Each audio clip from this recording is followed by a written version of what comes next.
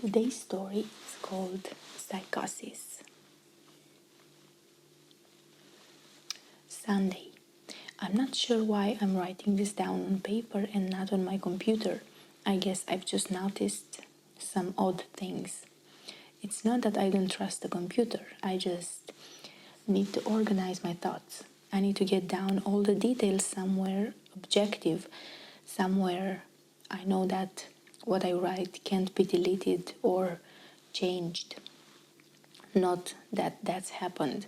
It's just everything blurs together here, and the fog of memory lends a strange cast to things. I'm starting to feel cramped in this small apartment. Maybe that's the problem. I just had to go and choose the cheapest apartment, the only one in the basement. The lack of windows down here makes day and night seem to slip by seamlessly. I haven't been out in a few days because I've been working on this programming project so intensively. I suppose I just wanted to get it done. Hours of sitting and staring at the monitor can make anyone feel strange. I know, but I don't think that's it. I'm not sure when I first started to feel like something was odd. I can't even define what it is. Maybe I just haven't talked to anyone in a while.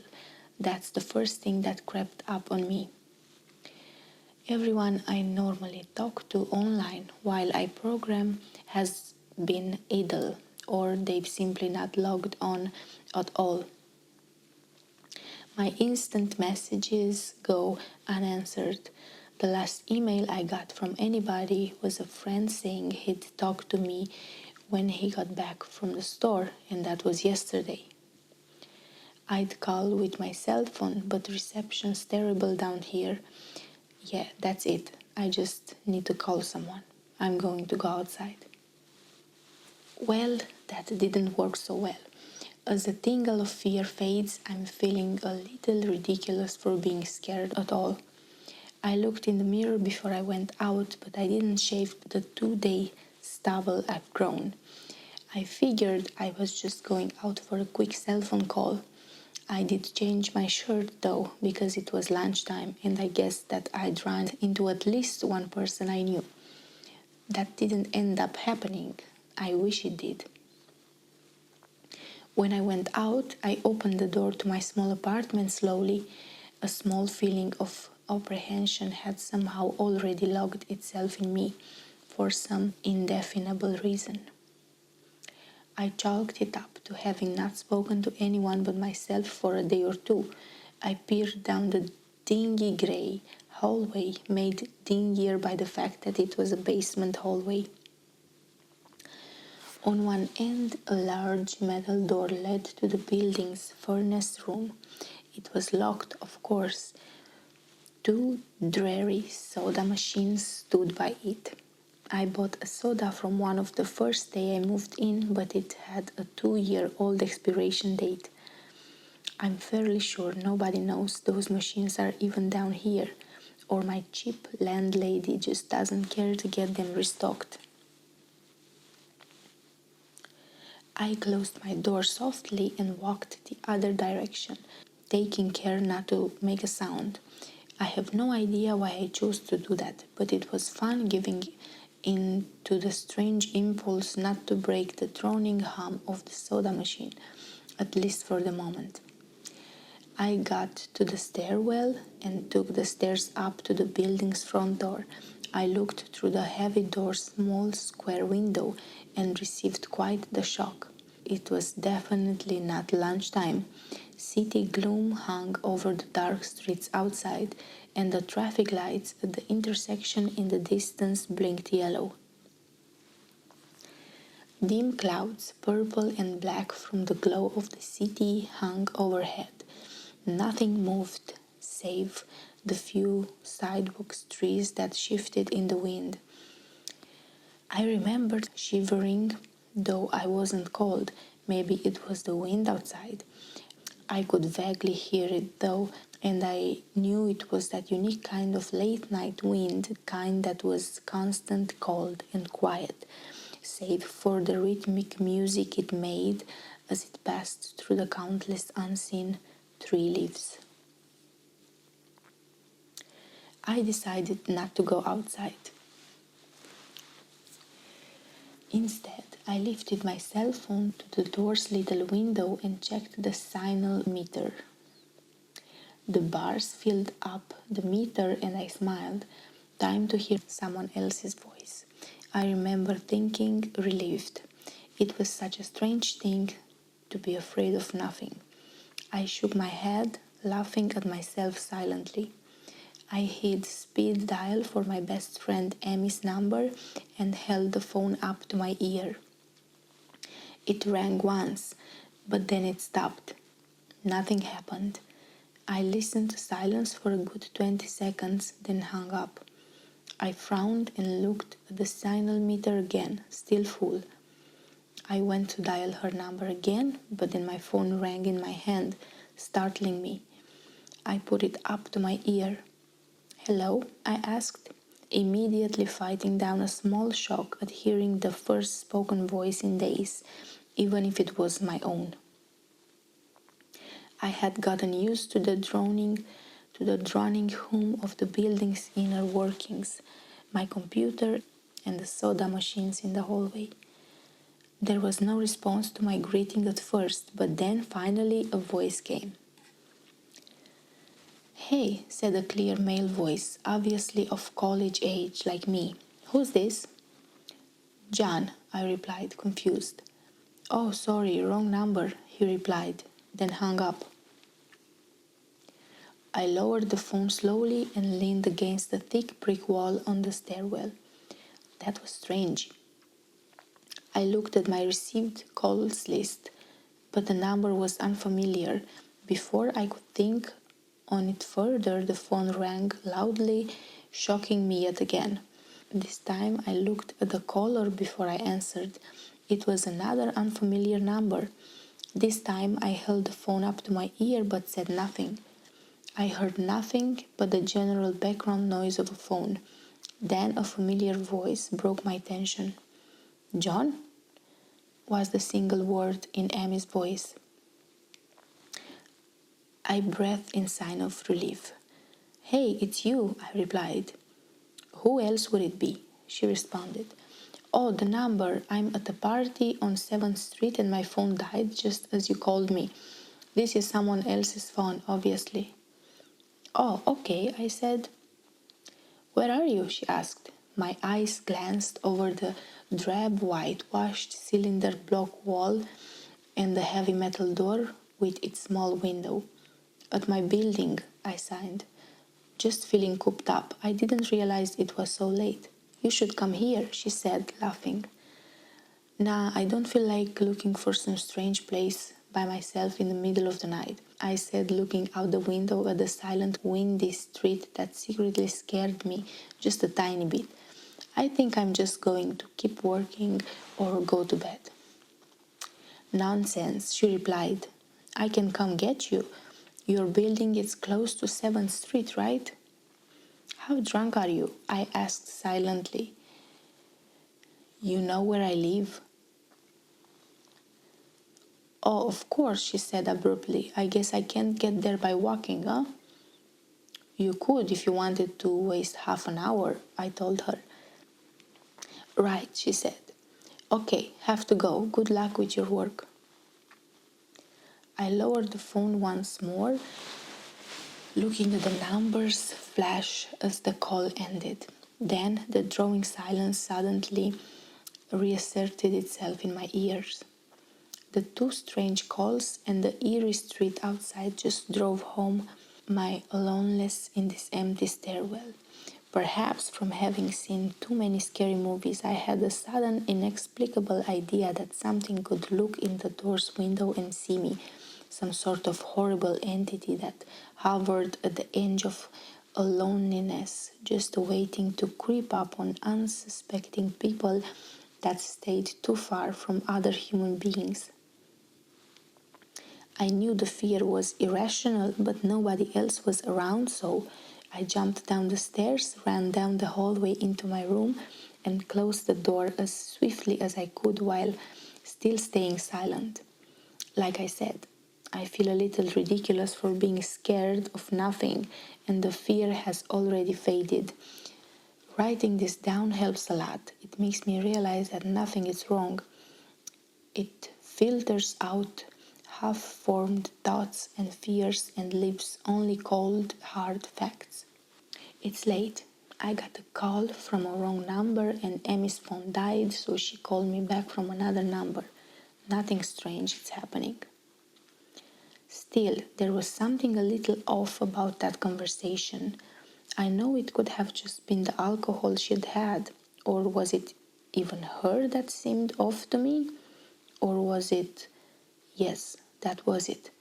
I didn't realize it until this very moment, writing these things down. I knew writing things down would help. She said she was at a party, but I only heard silence in the background. Of course, that doesn't mean anything in particular, as she could have just gone outside to make the call. No, that couldn't be it either. I didn't hear the wind. I need to see if the wind is still blowing. Monday. I forgot to finish writing last night. I'm not sure what I expected to see when I ran up the stairwell and looked out the heavy metal door's window. I'm feeling ridiculous. Last night's fear seems hazy and unreasonable to me now. I can't wait to go out into the sunlight. I'm going to check my email, shave, shower, and finally get out of here. Wait, I think I heard something. It was thunder. That whole sunlight and fresh air thing didn't happen. I went out into the stairwell and up the stairs only to find disappointment. The heavy metal door's little window showed only flowing water as torrential rain slammed against it. Only a very dim, gloomy light filtered in through the rain, but at least I knew it was daytime, even if it was a grey, slicky, wet day. I tried looking out the window and waiting for lightning to illuminate the gloom, but the rain was too heavy and I couldn't make out anything more than vague, weird shapes moving at odd angles and the waves washing down the window. Disappointed, I turned around, but I didn't want to go back to my room. Instead, I wandered further up the stairs, past the first floor and the second. The stairs ended at the third floor, the highest floor in the building. I looked through the glass that ran up the outer wall of the stairwell, but it was that warped, thick kind that scatters the light, not that there was much to see through the rain to begin with. I opened the stairwell door and wandered down the hallway. The 10 or so thick wooden doors, painted blue a long time ago, were all closed. I listened as I walked, but it was the middle of the day, so I wasn't surprised that I heard nothing but the rain outside. As I stood there in the dim hallway listening to the rain, I had a strange, fleeting impression that the doors were standing like silent granite monoliths erected by some ancient, forgotten civilization for some unfathomable guardian purpose. Lightning flashed, and I could have sworn that for just a moment the old grainy blue wood looked just like rough stone.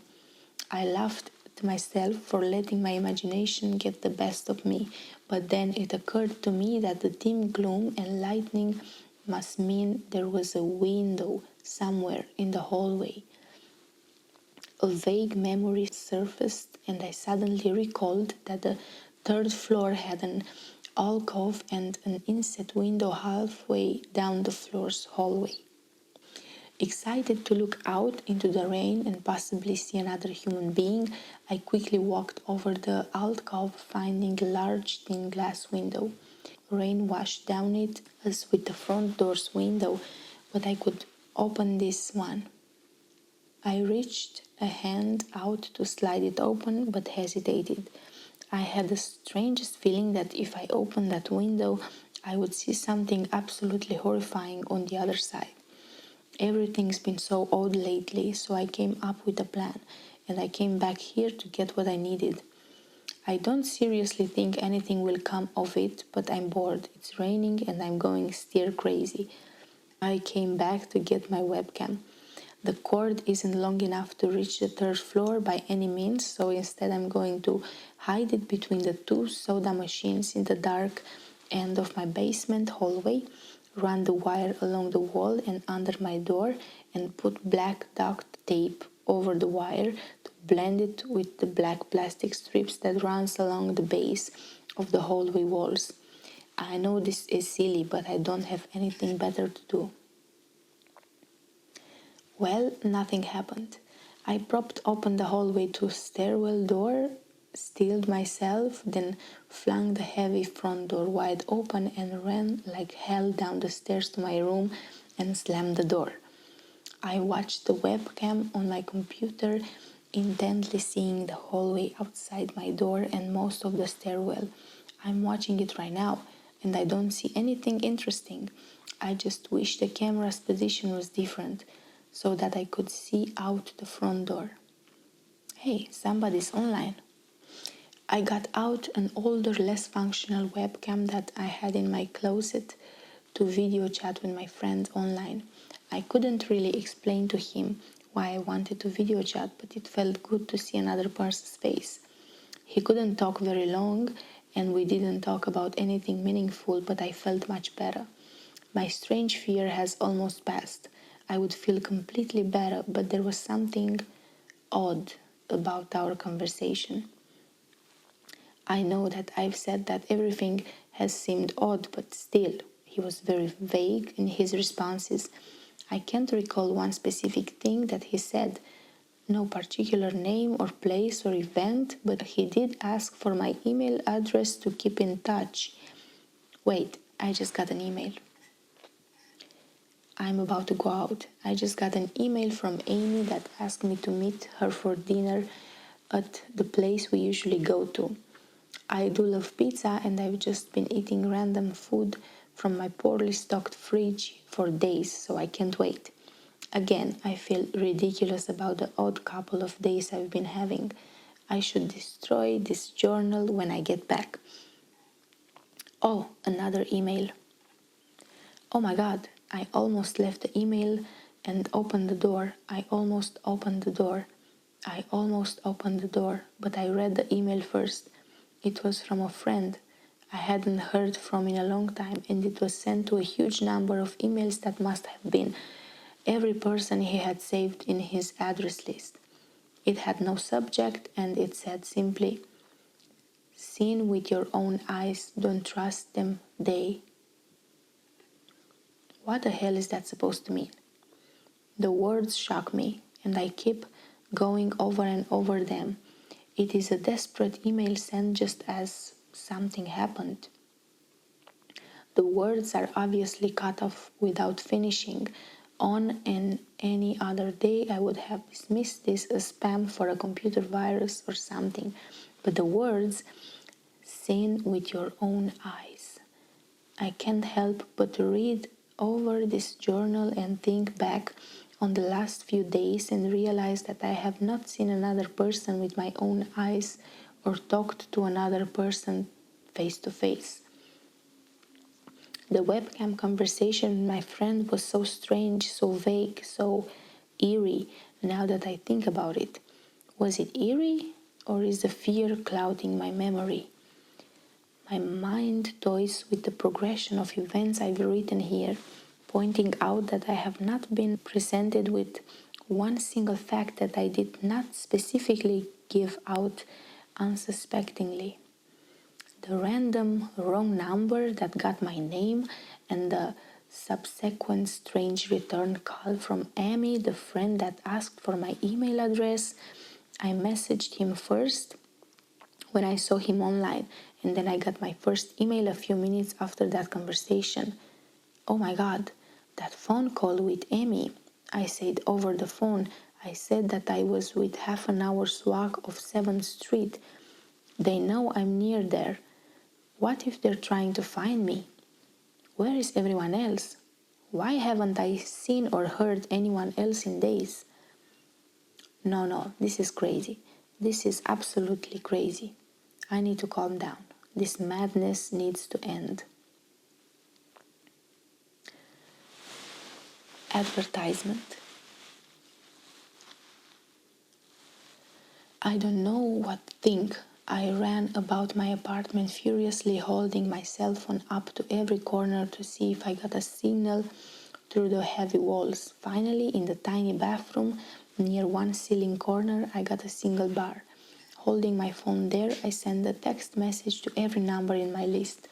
Not wanting to betray anything about my unfounded fears, I simply sent, "You seen anyone face to face lately?" At that point, I just wanted any reply back. I didn't care what the reply was or if I embarrassed myself. I tried to call someone a few times, but I couldn't get my head up high enough, and if I brought my cell phone down even an inch, it lost signal. Then I remembered the computer and rushed over to it, instant messaging everyone online. Most were idle or away from their computer. Nobody responded. My messages grew more frantic, and I started telling people where I was and to stop by in person for a host of barely passable reason. I didn't care about anything by that point. I just needed to see another person. I also tore apart my apartment looking for something that I might have missed, some way to contact another human being without opening the door. I know it's crazy, I know it's unfounded, but what if I just need to be sure? I taped the phone to the ceiling in case.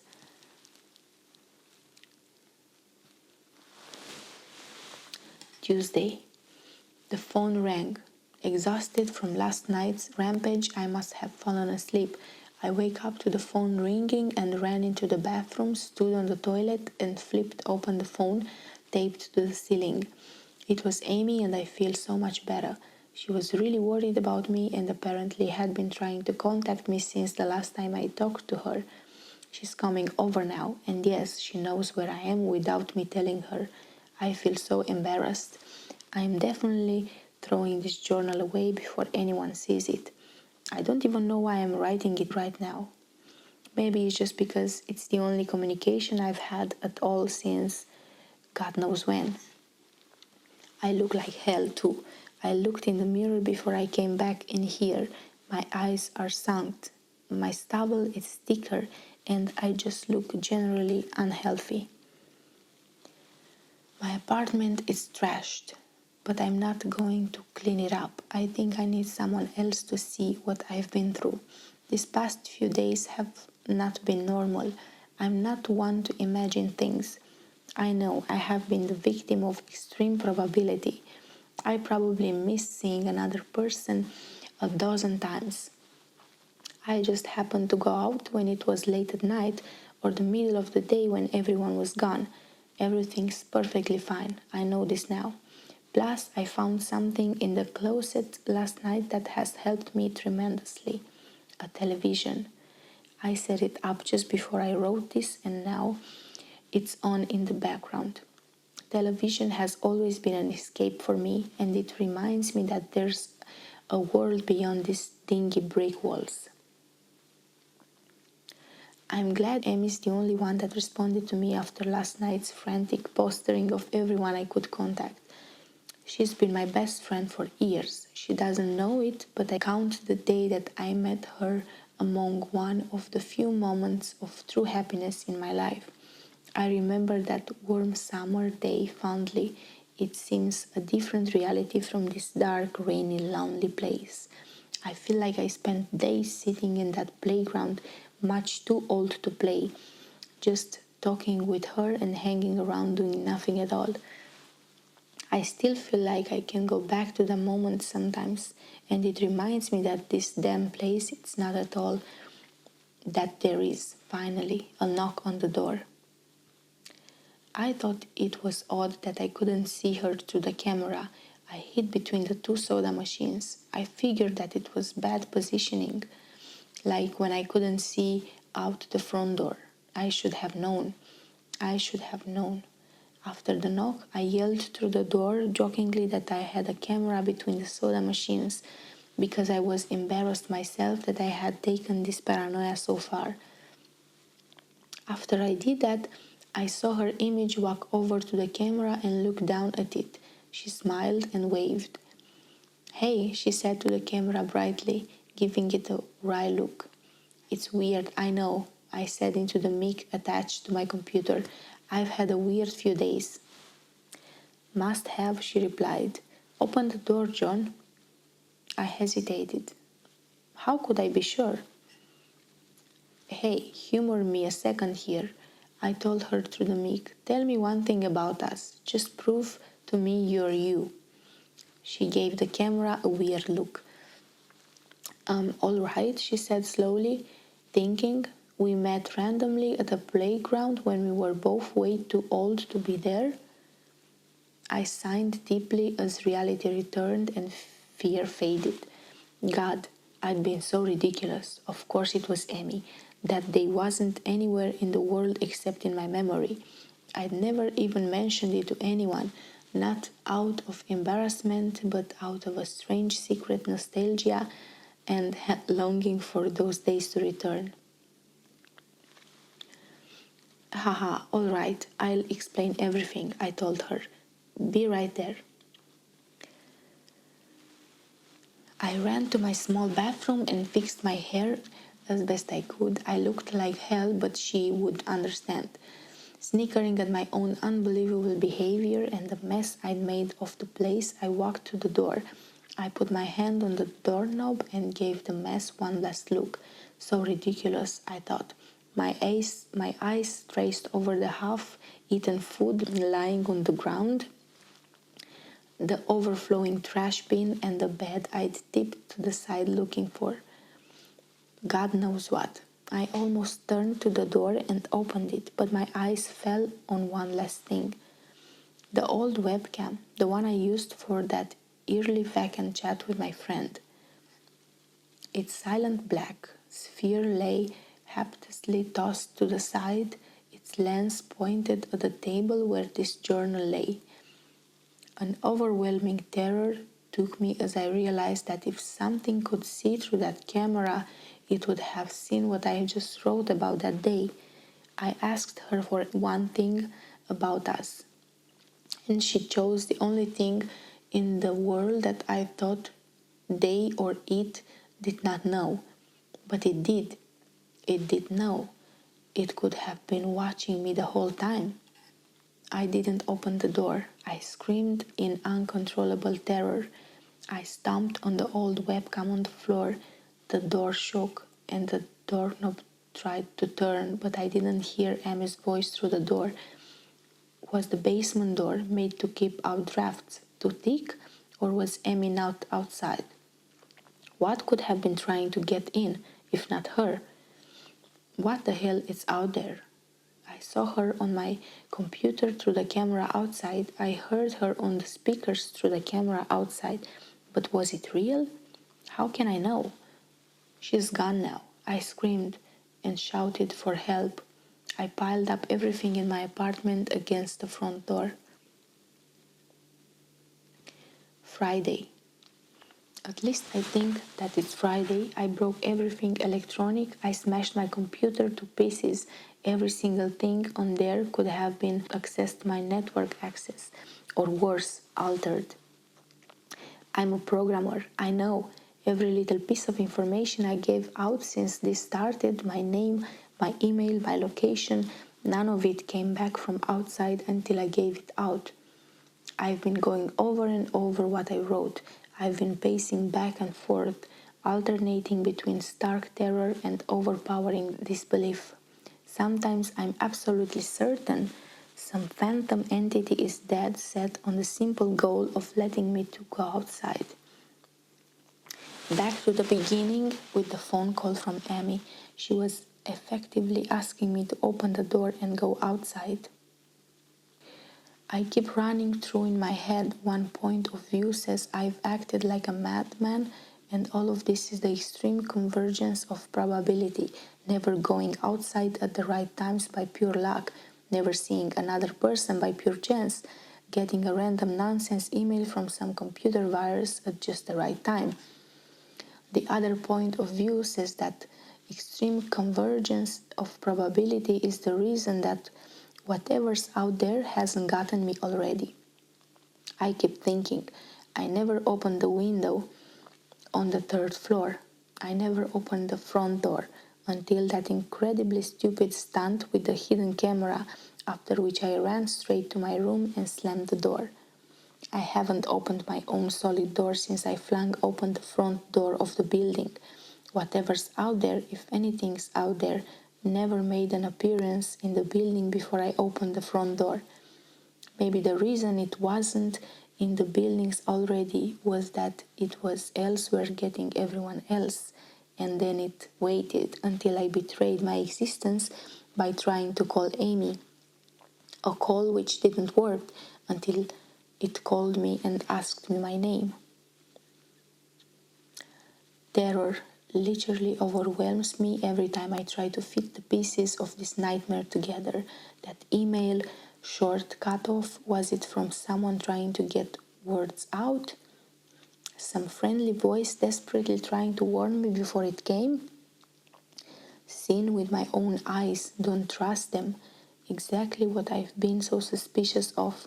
It could have masterful control of all things electronic, practicing its insidious deception to trick me into coming outside. Why can't it get in? It knocked on the door. It must have had some solid presence. The door, the image of those doors in the upper hallway. As guardian monoliths flashed back in my mind every time I traced this path of thoughts. If there is some phantom entity trying to get me to go outside, maybe it can get through doors.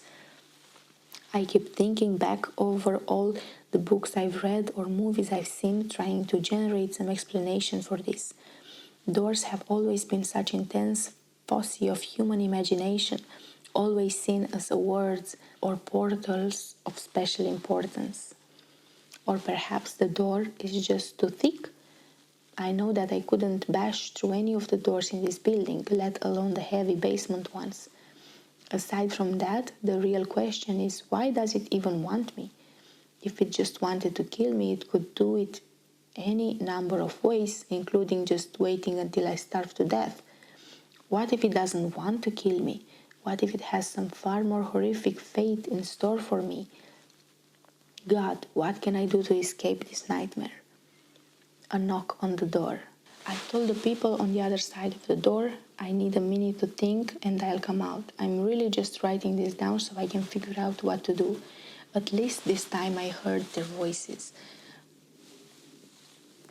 My paranoia, and yes, I recognize I'm being paranoid, has me thinking of all sorts of ways that their voices could be faked electronically. There could be nothing but speakers outside, simulating human voices. Did it really take them 3 days to come talk to me? Amy is supposedly out there along with 2 policemen and a psychiatrist. Maybe it took them 3 days to think of what to say to me. The psychiatrist's claim could be pretty convincing if I decided to think this has all been a crazy misunderstanding and not some entity trying to trick me into opening the door. The psychiatrist had an older voice, authoritarian but still caring. I liked it. I'm desperate just to see someone with my own eyes. He said I have something called Cyber Psychosis, and I'm just one of a nationwide epidemic of thousands of people having breakdowns triggered by a suggestive email that got through somehow. I swear he said got through somehow. I think he meant spread throughout the country inexplicably, but I'm incredibly suspicious that the entity slipped up and revealed something. He said I'm part of a wave of emergent behavior, that a lot of other people are having the same problem with the same fears, even though we've never communicated.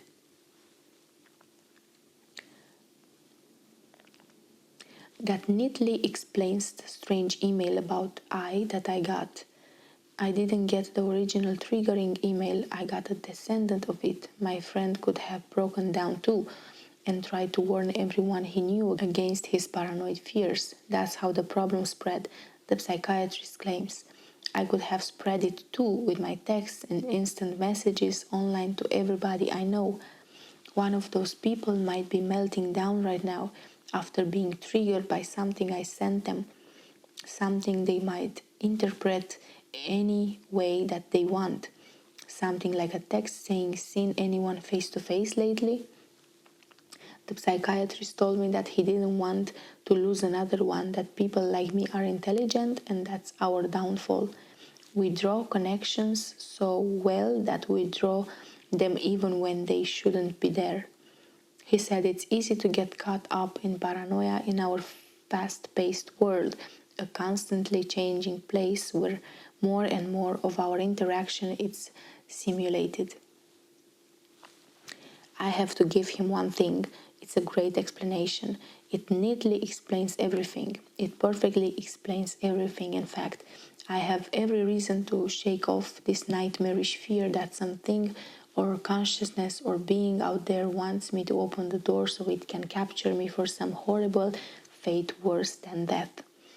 It would be foolish, after hearing that explanation, to stay in here until I starve to death just to spite the entity that might have got everyone else. It would be foolish to think that after hearing that explanation, I might be one of the last people left alive on an empty world, hiding in my secure basement room, spitting some unthinkable deceptive entity just by refusing to be captured. It's a perfect explanation for every single strange thing I've seen or heard, and I have every reason in the world to let all of my fears go and open the door. That's exactly why I'm not going to. How can I be sure? How can I know what's real and what's deception? All of these damn things with their wires and their signals that originate from some unseen origin, they're not real. I can't be sure. Signals through a camera, faked video, deceptive phone calls, emails, even the television lying broken on the floor. How can I possibly know it's real? It's just signals, waves, lights, the door.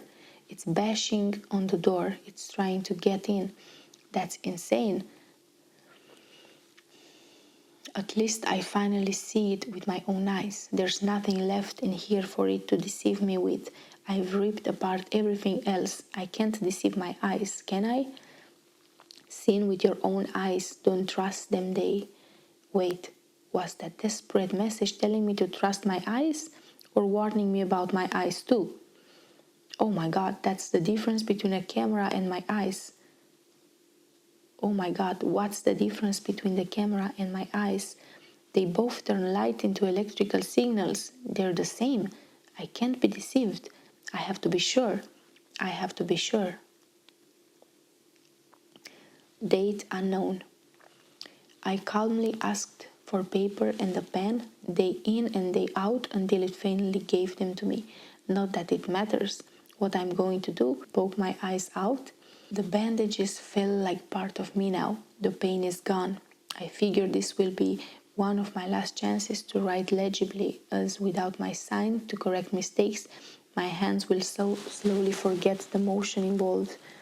This is a sort of self-indulgence, this writing. It's a relic of another time, because I'm certain everyone left in the world is dead or something for far worse. I sit against the padded wall day in and day out. The entity brings me food and water. It masks itself as a kind nurse, as an unsympathetic doctor. I think it knows that my hearing has sharpened considerably now that I lived in darkness. It fakes conversations in the hallway on the off chance that I might overhear. One of the nurses talks about having a baby soon. One of the doctors lost his wife in a car accident. None of it matters. None of it is real. None of it gets to me. Not like she does. That's the worst part, the part I almost can't handle. The thing comes to me masquerading as Amy. It's recreation, it's perfect. It sounds exactly like Amy, feels exactly like her. It even produces a reasonable fake smile of tears that it makes me feel on its lifelike cheeks. When it first dragged me here, it told me all the things I wanted to hear. It told me that she loved me, that she had always loved me, that it didn't understand why I did this, that we could still have a life together if only I would stop insisting that I was being deceived. It wanted me to believe. No, it needed me to believe that she was real. I almost fell for it. I really did. I doubted myself for the longest time. In the end, though, it was all too perfect, too flawless, and too real. The false Amy used to come every day and then every week and finally stopped coming altogether. But I don't think the entity will give up. I think the waiting game is just another one of the gambits. I will resist it for the rest of my life if I have to. I don't know what happened to the rest of the world, but I do know that this thing needs me to fall for its deceptions. If it needs that, then maybe, just maybe, I am a thorn in its agenda. Maybe Amy is still alive out there somewhere, kept alive only by my will to resist the deceiver. I hold on to that hope, rocking back and forth in my cell to pass the time. I will never give in. I will never break. I am a hero. The doctor read the paper the patient had scribbled on. It was barely readable, written in the shaky script of one who could not see. He wanted to smile at the man's dead fast resolve, a reminder of the human will to survive, but he knew that the patient was completely delusional. After all, a sane man would have fallen for the deception long ago. The doctor wanted to smile. He wanted to whisper words of encouragement to the delusional man. He wanted to scream.